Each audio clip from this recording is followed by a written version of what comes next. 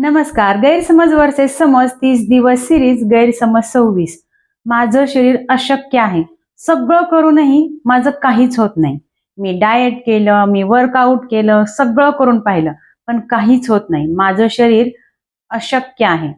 हे खरंच शरीराचा प्रॉब्लेम आहे की आपल्या अपेक्षांचं? तुमचं शरीर बिघडलेलं नाही, ते थकलंय, गोंधळलेलं आहे आणि तुमचं लक्ष हवंय.